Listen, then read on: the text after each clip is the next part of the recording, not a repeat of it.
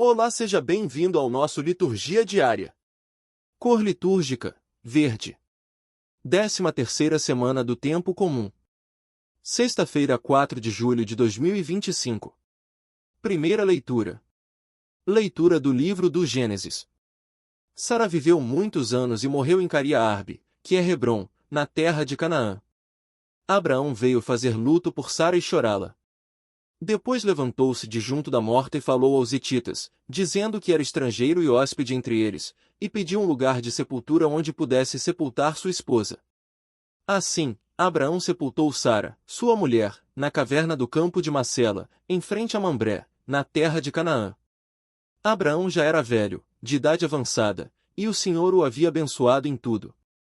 Abraão disse ao servo mais antigo de sua casa, administrador de todos os seus bens, que colocasse a mão debaixo de sua coxa e jurasse pelo Senhor, Deus do céu e da terra, que não escolheria para seu filho uma mulher entre as filhas dos cananeus, no meio dos quais ele morava.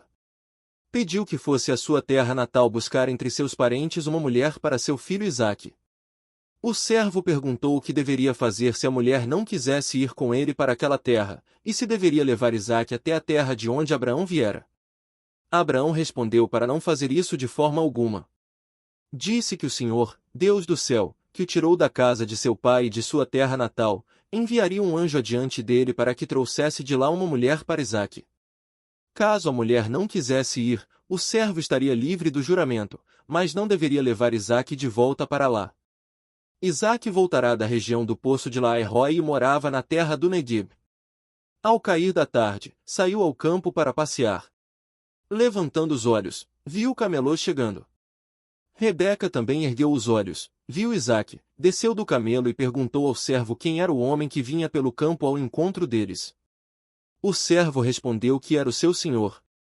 Então ela puxou o véu e cobriu o rosto. O servo contou a Isaque tudo o que havia feito. Isaque levou Rebeca para a tenda de Sara, sua mãe, e recebeu-a por esposa. Ele a amou, consolando-se assim da morte da mãe. Palavra do Senhor. Graças a Deus. Salmo responsório. Dai graças ao Senhor, porque Ele é bom. Dai graças ao Senhor, porque Ele é bom. Ou, aleluia, aleluia, aleluia. Dai graças ao Senhor, porque Ele é bom, porque eterna é a sua misericórdia. Quem contará os grandes feitos do Senhor? Quem cantará todo o louvor que Ele merece? Felizes os que guardam seus preceitos e praticam a justiça em todo o tempo. Lembrai-vos, ó Senhor, de mim, lembrai-vos, pelo amor que demonstrais ao vosso povo. Visitai-me com a vossa salvação, para que eu veja o bem-estar do vosso povo, e exulte na alegria dos eleitos, e me glorie com os que são vossa herança. Evangelho. Aleluia, aleluia, aleluia. Vinde a mim, todos vós que estáis cansados, e descanso eu vos darei, diz o Senhor.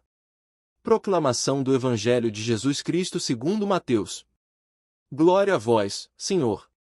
Naquele tempo, Jesus viu um homem chamado Mateus, sentado na coletoria de impostos, e disse-lhe que o seguisse. Ele se levantou e seguiu a Jesus. Enquanto Jesus estava à mesa na casa de Mateus, vieram muitos cobradores de impostos e pecadores, e sentaram-se à mesa com ele e seus discípulos. Alguns fariseus viram isso e perguntaram aos discípulos por que o mestre comia com cobradores de impostos e pecadores. Jesus ouviu a pergunta e respondeu que os que têm saúde não precisam de médico, mas sim os doentes. Disse ainda que aprendessem o significado da frase, quero misericórdia e não sacrifício. E concluiu dizendo que não veio chamar os justos, mas os pecadores. Palavra da salvação. Glória a vós, Senhor. Se quiser, posso continuar com os próximos textos nesse mesmo estilo. Palavra da salvação. Glória a vós, Senhor. Homilia diária. Chamados pela misericórdia. Amados irmãos e irmãs em Cristo. A liturgia de hoje nos apresenta o chamado de Mateus, o cobrador de impostos, uma figura que aos olhos da sociedade de sua época era marginalizada, considerada impura e desprezível. Contudo, é exatamente sobre essa realidade que o Evangelho nos convida a refletir. Deus não escolhe os perfeitos, mas chama os pecadores à conversão. Jesus passa, olha para Mateus e lhe dirige apenas 2 palavras: segue-me. E essa palavra foi suficiente para mudar completamente sua vida. Mateus, apesar de suas falhas e do desprezo que sofria, levanta-se e segue Jesus. Ele não hesita, não questiona, não exige explicações. Essa atitude revela um coração tocado pela graça, capaz de reconhecer que, mesmo sendo pecador, é amado por Deus. O gesto de levantar-se é símbolo de ressurreição, de renovação. Mateus se levanta não só fisicamente, mas espiritualmente, para uma nova vida. O encontro de Jesus com Mateus também nos interpela profundamente. Quantas vezes, por orgulho ou por julgamentos, distanciamos os outros da graça de Deus? Os fariseus repreendem os discípulos porque Jesus estava sentado à mesa com pecadores. Mas Jesus responde com firmeza e ternura: não são os que têm saúde que precisam de médico, mas os doentes. Ele veio justamente para aqueles que mais necessitam da misericórdia, e é essa misericórdia que deve guiar também o nosso coração. A frase "quero misericórdia e não sacrifício" é um chamado à autenticidade da fé. De que adianta tantos ritos e preceitos se o nosso coração permanece fechado ao perdão, à compaixão e à acolhida? Jesus nos mostra que a verdadeira religião não está na aparência, mas na capacidade de amar como Deus ama, sem excluir, sem rotular, sem condenar. Neste mundo marcado por tantas divisões e julgamentos apressados, o olhar de Jesus sobre Mateus é uma lição. Ele vê além das aparências, além do passado, além do que os outros dizem. Vê o coração.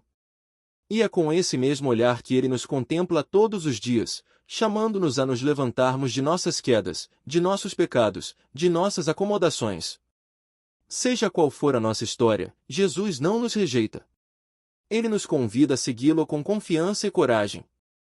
E, ao aceitar esse convite, somos também chamados a estender esse mesmo olhar de misericórdia aos irmãos e irmãs ao nosso redor. A mesa de Jesus está aberta para todos, justos e pecadores, santos e feridos. Porque ele veio não para os perfeitos, mas para os que têm sede de amor e de redenção. Que o exemplo de Mateus nos inspire a nos deixarmos tocar por essa misericórdia que transforma. Que saibamos levantar-nos das nossas mesmices, seguir Jesus com fé e abrir espaço em nosso coração para acolher os que também caminham conosco, mesmo que tragam as marcas da imperfeição. Que Deus nos conceda a graça de viver não de aparências religiosas, mas de uma fé verdadeira, marcada pelo amor, pela acolhida e pela conversão contínua. Oremos. Senhor Jesus, como chamaste Mateus, chama também a cada um de nós. Olha para nosso coração ferido, pecador, e cura-nos com teu amor. Dá-nos a coragem de nos levantarmos e seguirmos teus passos com sinceridade e perseverança. Ensina-nos a viver a fé como caminho de misericórdia, sem excluir ninguém da tua mesa. Amém. Abençoe-vos o Deus Todo-Poderoso, Pai, Filho e Espírito Santo. Amém.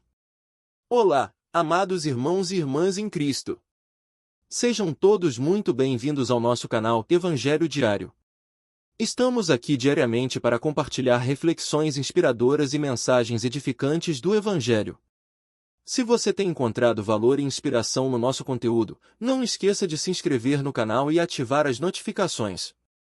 Assim, você não perderá nenhuma de nossas postagens diárias. Sua presença e apoio são muito importantes para nós. Deus abençoe a todos.